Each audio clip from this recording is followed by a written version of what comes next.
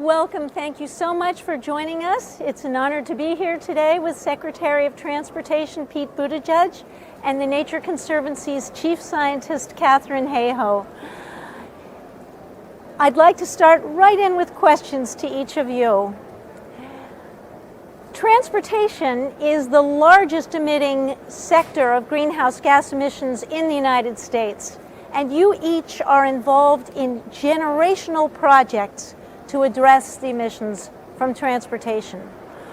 Can you tell us what role do you think transportation can play in climate solutions?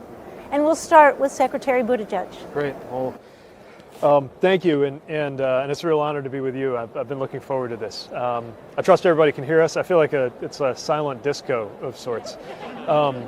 So precisely because transportation is the biggest sector, it's certainly in our economy and in many economies contributing emissions, I view that as setting a high bar for us to try to be the biggest part of the solution, or one of the biggest.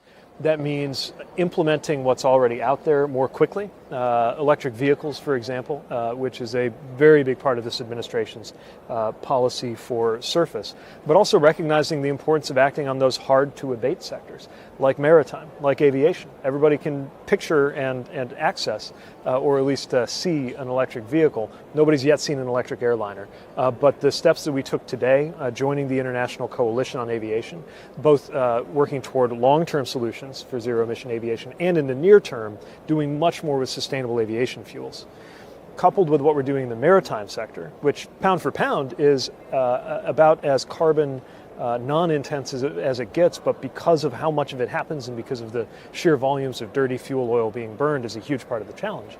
The commitments we made today toward green shipping corridors, I think, is a big part of the solution. And of course, back home, driving, again, the adoption of proven technologies like electric vehicles, I think is going to give us enormous traction in the 2020s, which is, after all, the decisive decade for meeting this challenge. Katharine. So with transportation, there's two different ways for it to be part of the solutions to climate change. The first is by doing what we already do better and smarter. So that includes electric vehicles, it includes low carbon or zero carbon liquid fuels, many of which you could put right into the same airplanes that we use today. And in fact, airlines like United have already been experimenting with that. Looking at green shipping fuels, looking at ways to get around in the ways that we already do without producing carbon and not producing air pollution either. Air pollution is something that we don't talk about enough, but it is responsible for almost 9 million premature deaths per year around the world. That is almost double that of COVID. And so when we transition the way that we move to clean sources of energy, we are eliminating those air pollution emissions that have a direct impact on our health today. But we can also change our behavior. And that's where it gets very interesting, because we've already looked at the ways, things like HOV lanes can change the way that people carpool or incentivize people to buy clean vehicles. Investing in public transportation is so important. Who really wants to sit in a traffic jam every single morning for an hour? Wouldn't you rather be listening to a book or doing something productive? And so we can change the way that people travel, and we can change how they travel, and we can produce immediate short-term benefits for our health and our welfare today. Oh, and we can cut carbon emissions for tomorrow as well. We're hearing quite a bit of discussion about green infrastructure, and I wondered if you could talk with us a little bit about your views in terms of how green infrastructure can help, whether that is from the point of view of placemaking or active transportation like bicycling and walking. What role do you see for green infrastructure? I'll start briefly. And green infrastructure very much plays into the second aspect that I talked about. Sometimes we aren't able to bike because there aren't the bike lines and it isn't safe. I've had that experience myself. Sometimes we aren't able to walk because the infrastructure does not exist. I love walking here because there's so many pedestrian areas and it makes it so much more attractive to walk. So the way that we plan our cities, the way we plan our transportation, it encourages people to a different lifestyle that leads to immediate benefits, again, for our health and for our state of mind, and it also cuts carbon too.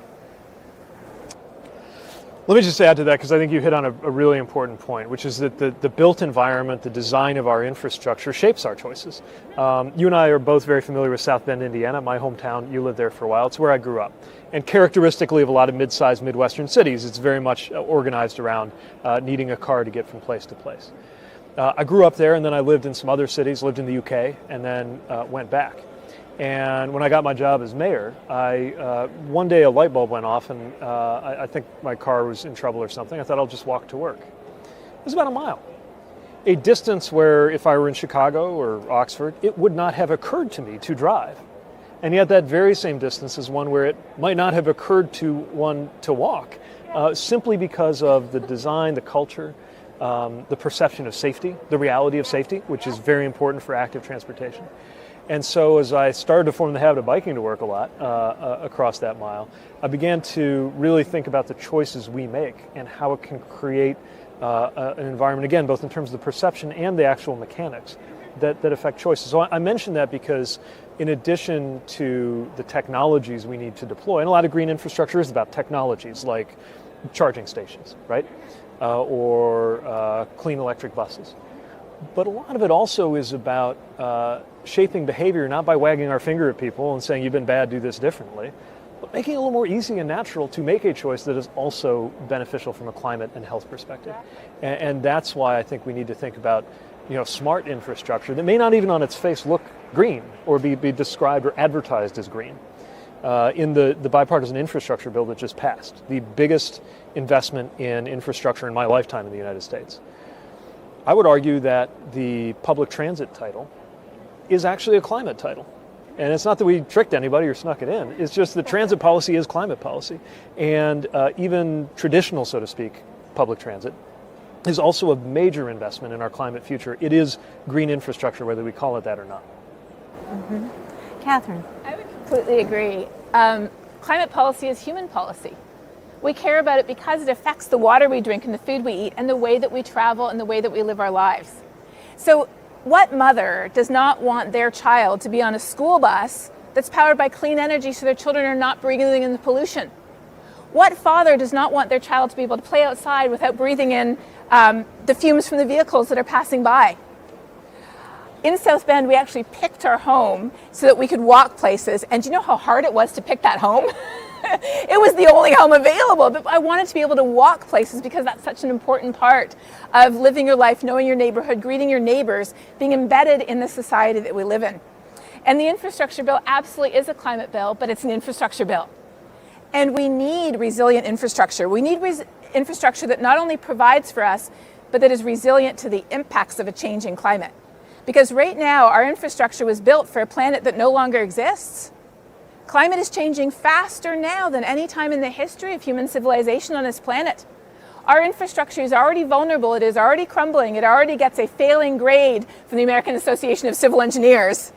And that investment has to account for how climate is changing, affecting our infrastructure, and how we can build back smarter and better. Very good. Could you talk a little bit more about the new infrastructure legislation that's just passed and tell us some of the additional highlights that you see there? How long you got? 2 hours. I mean, we're talking about a truly transformational investment. It's the kind of thing that we've been talking about, and frankly, multiple presidents have promised for a very long time.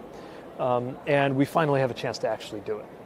And what excites me most about it is its comprehensive nature. Now, unlike other efforts at this scale, there's no single project that defines it. There's no golden spike like the Transcontinental Railroad. There's no kind of Erie Canal for that moment. It's a whole set of things. Roads and bridges, but designing them better and smarter too. Safety, billions of dollars for a Safe Streets for All initiative, recognizing that we need to move out of this mentality that somehow accepts tens of thousands of fatalities as though we were in a war as a natural cost of doing business in getting around our communities and our country. Investments in ports, which are suddenly and finally getting the attention they deserve in the United States, as well as airports. And again, making sure that they're built on terms that make sense for the world we're going into, not the world that they were originally built in. The investment in trains, passenger rail, where we're in the UK. where people can take for granted speedy connections between cities that American citizens, frankly, often can't. And we can change that with the biggest investment in passenger rail since Amtrak was created in the first place. There are elements that are outside of my lane, but I think are absolutely infrastructure, even though they're not transportation infrastructure. Energy infrastructure like the grid, which we're going to need to upgrade for these EVs to get anywhere. Water infrastructure to get lead out of our pipes. Hard to think of a better investment than a child not being lead poisoned. Broadband infrastructure in an era where being connected to the internet is as important to your success as being connected to the interstate highway system. All of these things taken together, including a real emphasis on those climate beneficial technologies, getting those electric vehicle chargers deployed so that range anxiety is no longer an obstacle for people to adopt, incredibly important. Now, so is part two. So collectively, I call this the big deal. Teddy Roosevelt had the square deal, FDR had the new deal. To me, President Biden has the big deal. Part one of the big deal passed.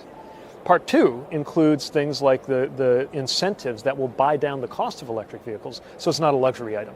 Because actually the people who would benefit the most from the fuel savings of electric vehicles are often the people who can't capture those savings because they can't afford the sticker price of the car. We can do something about that. That's why the incentives matter.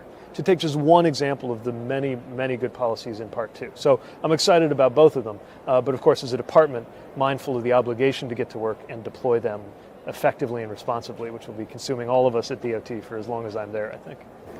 You both are such terrific communicators on climate, and this enormous conference facility is filled with people who are passionate about doing something about climate change.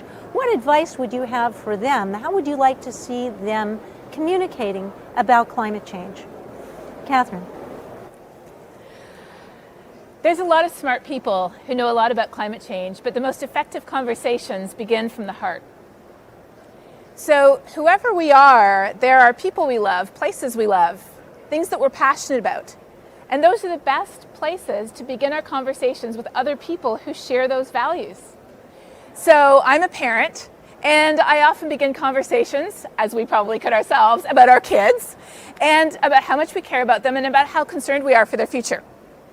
I live in Texas, which is the most vulnerable state in the country to climate impacts.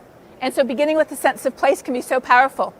I have a colleague I was speaking to yesterday who actually arranged for a celebrity football match, that's soccer in the US, to talk about climate change and climate anxiety with people who are passionate about sports. Whoever we are, we have a place that we can begin that conversation that's unique to us with the people around us who share that value, whether it's a sense of place, whether it's a sense of priority or shared passion, a shared faith, the same sector that you're in job-wise. That's the best place to begin, and to show that whoever we are already the perfect person to care about climate change. That's so well said, and that aligns with the approach I've been trying to take to it as well, which is to, first of all, meet people where they are. Also, I think to present people with where we're headed and not just where we could be headed if we get it wrong. Not because we shouldn't point to the catastrophic stakes of failing to meet this moment on climate, but because if all people hear is doom and guilt, those can be paralyzing emotions. And precisely because this challenge is so massive, the human brain is not perhaps wired to contend with things that massive, and we need to think about what is waiting for us on the other side of getting it right, which in the president's view has a lot to do with jobs and economic opportunity. But I also think at a more emotional level has a lot to do with the pride we would take in getting it right. I think certainly my country does best when it has a national project. And here we have a national project on our plate that doesn't involve going to war with any other country. In fact, it involves collaborating with others in a way we've never done before. And that represents, if we can achieve it, as we must, the most ambitious thing that humanity's ever done. And I think talking about that excitement alongside the stakes if we get it wrong is important. The last thing I'll say by way of communication, by way of vocabulary, and again, I sense this in your work, although I don't know if you'd agree with this specific thought. But I think it might be time to retire the phrase, save the planet. Oh my gosh, yes. It's not the planet that I'm worried. The planet in some way, shape, or form is going to be here. The question is, can the planet sustain life? And what we're really trying to save is lives. I'm laughing because I just wrote a book, and the book is called, it's not called Save the Planet. It's called saving us, because the planet will be orbiting the sun long after we are gone. The question is, will our civilization be on it? So yes, I agree 100%. The planet does not need us. We're the ones who need the planet. The past a couple of years have seen enormous impacts of climate change on the coastlines of the United States, whether it's Hurricane Sandy in New York, the wildfires in California. But how do you connect as communicators the climate change issues with people in the middle of the country, places you know well, and in helping them see the need to tackle climate change not as an economic obstacle, but as an opportunity? Where I come from, there's a lot of industry and there's a lot of agriculture. And so part of what we have to do is, again, invite people who are part of industry and part of agriculture to feel that it is not that we're clubbing them over the head as though they are the problem, but rather enlisting them to be part of the solution, which is exactly what I think the policies of this administration have sought to do. Again, the electric vehicle example is just one. More broadly, the jobs we are going to need, the jobs we are going to create in delivering the kind of green infrastructure we need, present tremendous opportunity in places like the industrial Midwest. I also think the same is true of agriculture, and it hasn't really been talked about enough. My understanding is, not as a matter of technology, but as a matter of physics, it is possible for the soil of the world to take in as much carbon as the transportation sector puts out. Working toward how to do that using new technologies and using the original carbon capture technology, plants, right, in the right ways, presents enormous opportunity that could make, I think, people inland as proud of what we do on climate as the people of Iowa are over the green revolution that helped address famine in the world a couple of generations ago. So I would go there, and then again we talk about the plus side and the ghost of Christmas future here, right? If we don't get it right, you don't have to be on a coast to see the implications. When I was mayor of South Bend, we had 2 floods that were each supposed to be 500-year to 1,000-year floods. And we know there's more where that came from. And so there is no place on the planet that is immune to the effects of climate change. But again, I'm just as excited about the upside as I am concerned about the harm.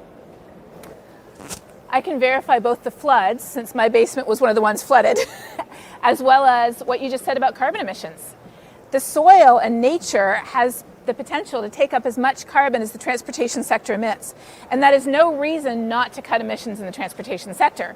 But it's every reason to do everything we can to let nature help us, because nature-based solutions help with transportation too.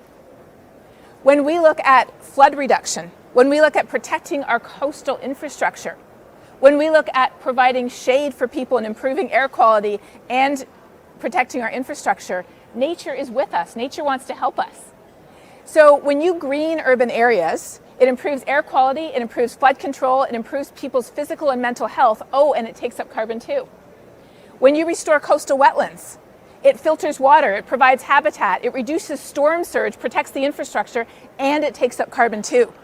There are so many benefits to these nature-based solutions. The only question is, why aren't we doing more of them? And that's really what some of these policies are about, aren't they? Mm-hmm. Catherine, could you talk a little bit more about what it means to green an urban infrastructure? I absolutely can. So many urban areas, as you know, have a lot of concrete. And in the United States, thanks to historic redlining, which was racist practices of banks, mortgages, and insurance companies, a lot of low-income neighborhoods are very, very gray, not green. There's not a lot of parks, there's not a lot of lawns, there's definitely not trees. As a result, during a heat wave, that area can be up to 15 degrees Fahrenheit hotter than a wealthier neighborhood in the same city.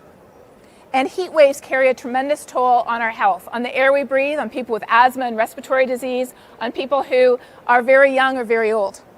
And so when we plant more trees, parks, green spaces, first of all, it filters the air that we breathe. Second of all, it reduces the urban heat island effect and protects us during heat waves.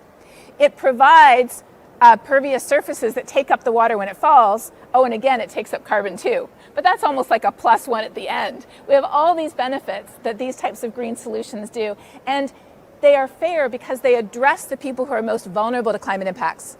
Climate change affects us all, but it affects people who are already marginalized more than anyone else. And these solutions help people more than anyone else. I wonder if I could also ask you each. I know that your faith plays a very important role in your connection to the climate change issue. And I wondered if you would be willing to share a little bit about that from a personal perspective. Thanks. So I'm a climate scientist because of my faith. I was actually planning to be an astrophysicist, and that is what my undergraduate degree is in, because I thought of climate change as an important issue that was an environmental issue that environmentalists cared about and the rest of us wished them well. When I learned that climate change is not only an environmental issue, which of course it is, but when I learned that it is an issue of hunger and poverty, when it's an issue that affects women and children more than men, it affects people who are marginalized and dispossessed more than those who have ample resources. It affects indigenous peoples who have already lost so much. It disproportionately affects the most marginalized and vulnerable people on the planet, the very ones that we as Christians are told that we are to care for, to love, to supply their needs. It's profoundly unfair and profoundly unjust, and that is why I felt like I had to do everything I could to help fix this problem before it's too late. You know, I think that's so beautifully said, and not that you have to belong to any particular tradition, but certainly the Christian tradition is full of teachings, again, not only about our stewardship of the earth, which is a very real thing in every tradition I've ever been exposed to, but even more importantly, our obligation to other people. We're saving people and we're responsible for mitigating the suffering that is created, especially by these sinful choices of humankind, right? I mean, I remember trying to speak to a politician who will remain nameless in my home state about my concern of the escalating floods and the extreme weather that was affecting our community. And as so often happens, it was low-income people, especially on the west side of our city, which is a historically black, low-income area, who seemed to be hardest hit by some of these floods. I was talking about my concern, and I remember this politician saying, well, you know, God just God works in so many mysterious ways. You know, kept involving God. And at a certain point, I thought, what greater sin could there be than to blame God for the selfishness of people? There's the anecdote, it's not in scripture, but I think it's fitting, of the person who sees rising floodwaters and expects that God will save him and turns away rescuers one by one, saying, don't worry, God's got me. Doesn't make it, finds himself at the pearly gates and says, how was I not saved? And God says, well, I sent you a helicopter and a rescue crew and a speedboat. Yeah. Why didn't you get into one of those?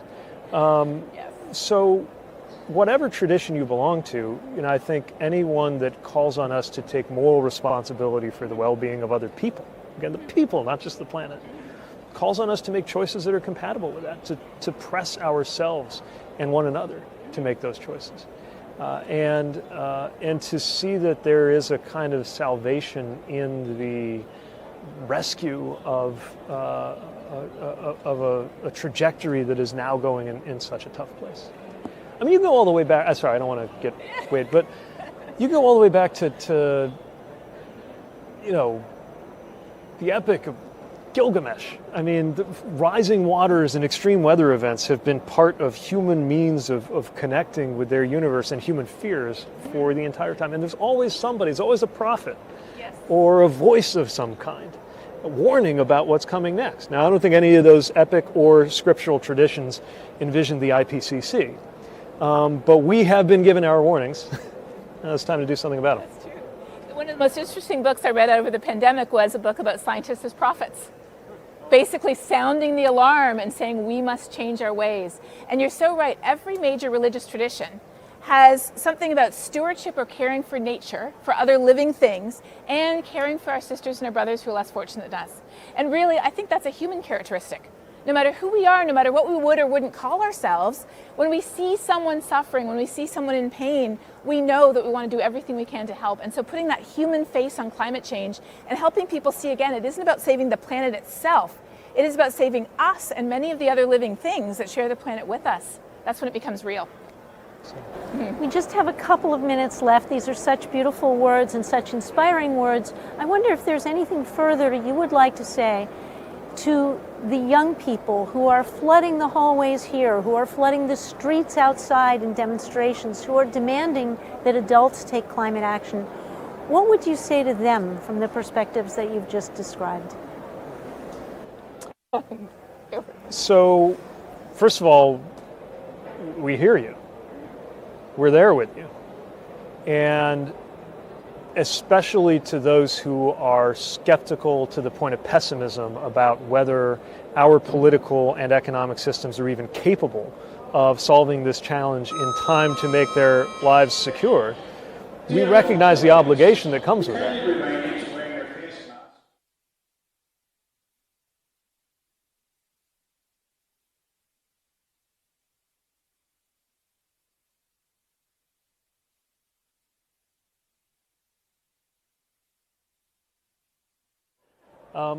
One of the things that I really have noticed about some of the folks on the outside is them themselves expressing their perplexity at the fact that it falls to protesting teenagers to call the establishment to account.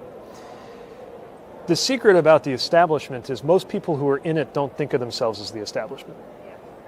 I don't think of myself as the establishment, and I'm sitting here in a suit as a minister of a large government, commanding a bureaucracy in the service of the things that a very established system has legislated that we ought to go do. I guess my point is that anybody who's concerned about the legitimacy of any of our institutions has a lot to prove right now. And that obligation is one that nobody can meet alone. And the reality is that political systems, economic systems, establishments are shaped, especially in democracies, according to the demands of the people who we serve. And that is why there is an important, if sometimes offstage, role to be played by the very activists who are most skeptical of the things that are happening on stage. And the job of anybody who's in here is to do right by those who are displaying, yes, low expectations on one level, but actually very, very high expectations on another level, that we solve this problem before it's too late. So, the first most important thing that every single one of us can do to catalyze climate action is to use the most powerful force we have, which is our voice. In the UK, less than 50% of people talk about climate change regularly. In the US, less than a third of people talk about climate change regularly. And if we don't talk about it, why would we care? And if we don't care, why would we ever do anything about it? The young people are using their voices. They are being an example to the rest of us as to how to use your voice. If they can use their voices, why can't each one of us use our voices too? And again, I recognize many of us are, but we still can do more. When we use our voice, it's not about the doom and the guilt. It's not about piling on the fear, and it's not about, telling people that they really did it so poorly that there's nothing we can do. It's about talking, first of all, about why it matters here and now in ways that are relevant to us. Not the future, not Antarctica, here and now. South Bend, Texas, wherever you live, in ways that are relevant to you, your children, your basement flooding, your favorite sport, your job.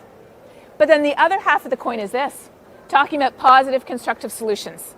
And so when we raise our voices, we need to hear why it matters, and the youth are doing that in spades. But we also need to take the time to learn what real solutions look like and elevate the solutions that are already happening. Most people, I travel around to many cities, and most people are shocked to learn what's happening in their own city.